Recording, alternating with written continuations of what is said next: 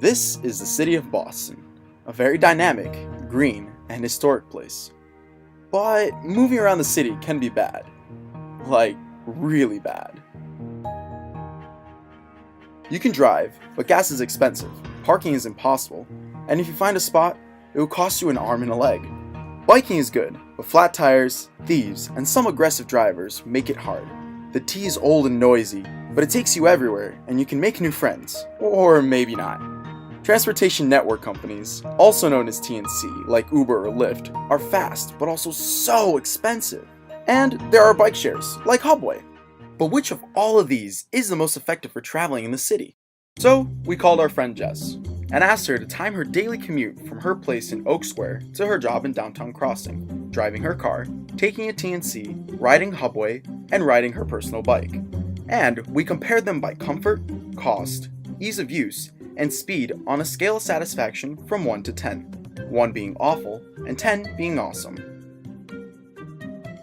Our first test is the car. The greatest part of driving a car is that you have your own space and that it is always on your schedule, but the longer you drive, the more uncomfortable it feels. Plus traffic, that's a 5. Although you don't see the everyday cost of driving, it all adds up, factoring in $700 for insurance, $500 for maintenance, and $1,700 for gas. Estimates $3,000 a year for literally just commuting. And that's not even including the initial cost of the car, state taxes, and toll roads. This is a solid 1. Considering Jess lives in a neighborhood that has easy parking, she can usually park in front of her place. Parking downtown is a different story. Some days you can find a spot right away, and other days you may be circling for hours. Then that's a 7, for sure. And the commute from Oak Square to downtown Crossing took 52 minutes and 28 seconds for a measly 5.9 miles. That's a long time for such a short distance. Altogether, it's a 15. Not satisfactory at all. Now, the TNC. Taking a TNC is by far more comfortable than driving a car, because you're not dealing with driving. But waiting for a driver can be sometimes frustrating, and if you're pulling with someone, you can loop back and have a longer commute. So let's give it an 8. Also, the TNC carpool option costs $15.20 one way. If you do that twice a day, 5 times a week, you can run you about $3,200 a year. Even then, it's still cheaper than owning a car. Just think about it.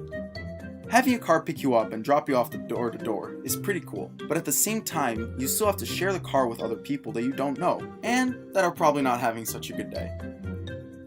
The ride was 39 minutes and 37 seconds, but the fact that Jess had to wait for her driver, traffic was always changing her timing, and that she had to walk doesn't make it much faster than a car.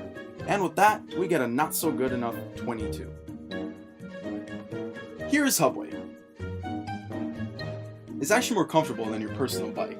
The brakes are responsive, and the bike feels sturdy. The gears and bells situation is good. Plus, they have super comfortable seats, as mushy as a marshmallow. You can get a bike for $8 a day. Rounding up, that's like $2,000 a year, not worth it. Or you can get the $99 a year membership, which is a total deal. The only major problem of using the Hubway is docking the bike. Sometimes stations are out of bikes or full, and the fact that you have to redock your bike every 30 minutes is also annoying. There's an app you could use to look for information before going to a dock. Also, Hubways are nearly as fast as personal bikes, except for the process of picking up and docking your bike takes some time. But besides that, it's still faster than driving. The commute was 41 minutes and 31 seconds. Hubway overall is not that bad. 28. And last but not least, the personal bike. The bicycle itself is very comfortable once you get used to it. When you learn to maneuver it better, you feel safer riding in the city. The only drawback is feeling sweaty when you get to work, but that's not a big deal. So, that's pretty satisfactory. Jess bought her used bike for $400. Accessory costs about $100, and another $100 on general maintenance. That's not bad as long as you don't get your bike stolen or get a flat tire often. Also, she can take her bicycle anywhere. The hardest part of the ride was when there weren't any bike lanes. Besides that, she was able to start her ride at her door and end it right at her office in downtown. It's pretty easy. And of course, there's nothing faster than commuting by bike in the city. The same commute took 31 minutes and 21 seconds. That's over 20 minutes faster than commuting by car. So, considering all the factors, biking is actually the most effective way to get around the city. So get out and bike Boston.